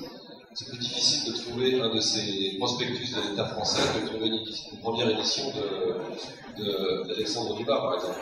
Donc, on voit de plus en plus, moi j'en vois très souvent des femmes enceintes qui utilisent le téléphone portable. Or, la vie prénatale et la vie des tout petits enfants, c'est le moment de la plus grande sensibilité. Et donc on redoute les conséquences que ça pourrait avoir. Et on vient de réencourager il n'y a pas très longtemps l'État français à ressortir cette campagne et surtout à communiquer sans ambiguïté, d'autant plus que récemment, une étude américaine officielle qui a coûté 25 millions de dollars a bien montré que le portable était cancérigène. Les scientifiques qui l'ont lancé dans un programme officiel pensaient à l'origine qu'il n'y avait aucun problème sanitaire avec le rayonnement des portables. Ils ont été surpris de constater les effets. Et les effets, c'est que les rats exposés pendant 2 ans, je le dis, ont développé des cancers du nerf auditif, ce qu'on appelle des neuriomes de l'acoustique, et des cancers très très rares des cheveux du cœur. Et tous les rats non exposés n'ont développé aucun cancer. Donc on attend peut-être que le gouvernement américain sortira enfin un message d'alerte sur l'utilisation des portables. Ça permettra à Obama de partir en beauté. En même temps, on sait que ça grandit pas mal au niveau du lobby, et il est possible qu'Obama, comme il l'a fait déjà d'autres fois, se découvre. On va voir. Étant donné que les opérateurs gèrent tout de A à Z dans la zone des antennes de téléphone, comment vérifier que ce qui est installé sur les voitures est bien réglé? Alors, il n'y a qu'un seul moyen, c'est de faire des mesures. Alors, vous avez des mesures gratuites qui peuvent passer par la mairie. Sauf que les gens qui font ces mesures Alors c'est un peu mieux que dans le temps. Avant, on était dans un système où le contrôlé mandatait et payait lui-même le contrôleur. Le côté un peu rigolo, vous imaginez ça dans la restauration, c'est le restaurateur qui appelle la DGCRF en disant « Aujourd'hui, vous pouvez venir voir s'il y a de la viande avariée dans mon frigo, c'est un peu moyen. » Et malgré tout, le protocole qui est employé, c'est à un moment donné, ils ont fait une extrapolation. Donc si vous voulez avoir une idée de ce à quoi vous êtes exposé, vous pouvez passer par ce truc gratuit. Si vous voulez en savoir plus, il faut vous adresser à des bureaux de contrôle indépendants pour voir vraiment tout ce qui rayonne chez vous. Ça, pour le coup, ça ne sera pas gratuit. Alors, pour le fait par vous chez moi, ouais. Mais je ne sais pas ce qui est posé sur la commune, si c'est réglé correctement. De toute façon, les normes sont tellement hautes que c'est toujours réglé correctement, c'est ce que je vous ai dit. Les normes sont faites pour ça. Donc, vous pouvez... Oui. Pour la petite histoire, il y a eu des mesures sur mon travail, justement, puisque je parlais de CHSCT. On a un restaurant administratif, c'est la direction départementale des finances publiques. Elle a demandé des mesures en rez-de-chaussée au niveau du restaurant administratif. Donc il y a eu une première fois, donc c'est le laboratoire à expertise la plupart du temps qui intervient. Donc il y a eu une technicienne d'expertise qui est venue. Et ce jour-là, l'assistant de prévention, qui était un peu sensibilisé à la chose, il a remarqué pour la première fois sur le toit où il y avait des antennes en face du bâtiment, il y a des antennes sur un toit. Il a remarqué sur ce toit des techniciens. Donc ce jour-là, comme par hasard, il y avait intervention, maintenance sur les antennes 4G, le jour où le laboratoire est venu faire les mesures. Donc, évidemment, c'était 3 volts, le niveau d'exposition, 3 volts par mètre. Bon, de toute façon, par rapport à 60 ou 40 et quelques circulés, il n'y a rien à voir. Donc, mais quand même, quand on avait remarqué ça, il a demandé, il a dit, bon, vous revenez, mais comment on peut faire pour être sûr que les opérateurs sont au courant? Et il leur a dit, oui, c'est vrai que quand on vient faire les mesures, on est obligé de le dire à la mairie, à la municipalité. Donc, visiblement, elle a dit, bon, ben, on reviendra, ça sera entre nous, un secret entre nous deux, et on sera les seuls à le savoir, et on reviendra. Bon, ils sont revenus, c'était sensiblement la même chose. Mais après, j'ai fait analyser par le journal ces résultats-là, et donc, on n'a peut-être pas le temps de développer, mais effectivement, c'est une mesure moyenne, donc il y a 4 et quelques à la fin de restaurant administratif. C'est une valeur moyenne il n'y a pas les pics. Et non, malgré ça, malgré cette valeur-là, de toute façon, normalement, il faudrait un pictogramme pour annoncer, pour les porteurs de piles, de pacemakers, il faudrait un pictogramme qui dise attention, voilà, vous êtes dans un environnement qui pourrait causer problème. Donc ça, et donc je l'ai signalé en CHSCT, les inspecteurs sont absolument pas, sont au courant de rien et absolument pas sensibilisés à cette chose-là. Et bon, juste pour continuer dans les CHSCT, on a des parties du personnel qui travaillent avec des téléphones, assistance téléphonique, et qui réclament, parce que c'est plus pratique, des casques sans fil. Et donc voilà. Donc il y a bon, moi, par hasard, il y a quand même pas mal d'acouphènes dans cette population-là. Donc moi j'ai réclamé que les médecins de prévention fassent une étude, demandent systématiquement au personnel informatique s'il a de l'acouphène, et si c'est le cas, dans quel service il travaille, s'il porte un casque sans fil. On vient de parler du pacemaker, la norme magnétique pour la compatibilité électromagnétique avec les appareils électriques et médicaux est de 3,5 microtesla. Alors que l'EDF a une norme de 100 microtesla. C'est pour ça que je disais tout à l'heure que les normes sont tellement hautes. Elles sont faites pour ça. C'est des normes qui sont faites pas pour les industriels, parce qu'il y a des problèmes de conflit d'intérêt terribles dans cette histoire. Avec un transformateur dans notre édifice, on avait au premier étage, dans le salon du propriétaire du premier étage, on avait 35 microtesla. On n'a rien pu faire. Autant l'État français comme la justice, je l'ai parlé à l'époque, on avait été un peu partout, on n'a rien pu faire. EDF peut augmenter la puissance de son consommateur comme il veut, et la norme est de 100 microtesla, donc 35 en dessous de la norme. Alors, par rapport au rayonnement électromagnétique, CPA, etc., on est en train d'essayer de voir avec des copains techniciens, auxquels on est associé sur un tas de questions d'ailleurs, de voir par rapport aux gens qui ont déjà le Linky, il y a aussi cela, il y a ceux qui ne l'ont pas encore, et puis il y a ceux qui l'ont déjà, il faut bien le laisser sur le côté. Et au ministère de l'Environnement, ils ont dit que, on va voir peut-être concret, mais enfin, ils ont dit qu'ils laisseraient faire, c'est de mettre en place des filtres pour essayer de filtrer ces rayonnements. Alors pour l'instant, on est au tout début de l'étude, et il est possible on n'a pas encore trouvé le bon moyen, il en resterait encore un peu. Mais il y a une possibilité par rapport aux gens qui l'ont déjà, pour éviter qu'ils continuent de se faire surexposer. Oui.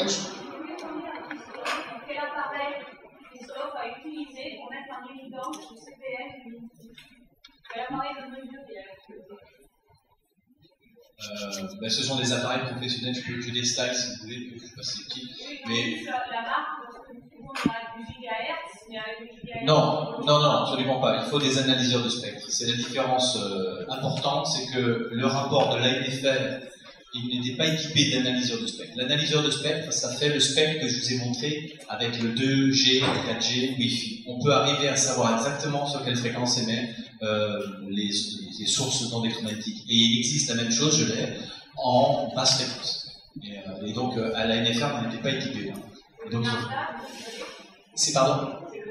Oui, c'est NARDA. Ouais. Mais ce sont des appareils extrêmement onéreux. Ça vaut le prix d'une voiture de luxe. Pour l'ensemble, haute fréquence et basse fréquence. Bon, ouais, peut-être.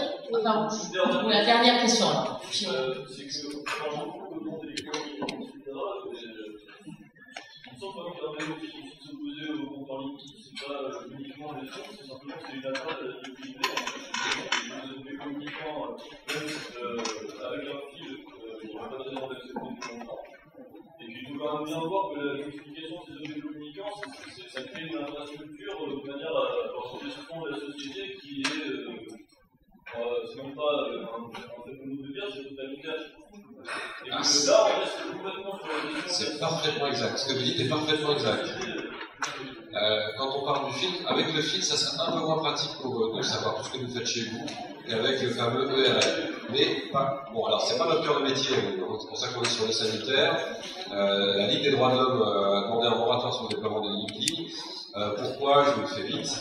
Le but du jeu, donc, c'est de vous mettre ce Linky, de passer par du sans fil et ce fameux émetteur radio Linky pour savoir tout de votre consommation, si vous buvez tôt, si vous couchez tard, quand est-ce que vous recevez des gens, parce qu'on verra s'il y a d'autres pièces qui s'allument, quand est-ce que vous prenez vos douches, ils sauront tout sur tout. Le but du jeu, c'est qu'après, c'est ce qu'on appelle le big data, c'est-à-dire avoir énormément de données, et puis comme il y aura une libéralisation du marché, différents acteurs économiques pourront savoir quelle est votre consommation, et vous feront par la suite des offres au plus près de votre consommation, qui connaîtront sur le bout du doigt, et vous allez montrer si ce truc se déploie, parce que malgré tout, je reste confiant. Notre avocat a trouvé peut-être la faille judiciaire qui fait trembler le système Linky, en fait. Mais si ça se déploie, le but du jeu après, c'est de rentrer dans une jungle tarifaire. Voilà, alors, encore il n'y a pas longtemps, j'ai essayé de trouver un billet de train. Puis après un billet d'avion pour arriver ici, et vous vous y repérez pas. C'est impossible de trouver, c'est jamais le même tarif en fonction du moment où vous arrivez, sachant. Avant, on savait que prendre un aller-retour pour tel endroit, c'était tangible. Ça a totalement changé. Quand le téléphone portable s'est développé au début, c'était aussi une jungle tarifaire, impossible de savoir si vous avez le bon abonnement, le mauvais, etc. Vous découvrez plus tard que vous n'aurez pu faire des offres commerciales. Ça va être la même chose. Avec le Linky, vous ne serez plus des usagers, il ne s'agira plus d'un service public. Vous serez des clients, et en tant que client, on fera tout pour vous plumer. Évidemment, c'est l'objectif. Le fourniture d'énergie sera enchérie par rapport au niveau où elle est maintenant. Et quant aux fables que le Linky serait gratuit, c'est faux. Chaque fois que vous aurez une facture, il y aura 1 ou 2 euros pour rembourser ce compteur Linky à hauteur de 120 ou de 240 euros.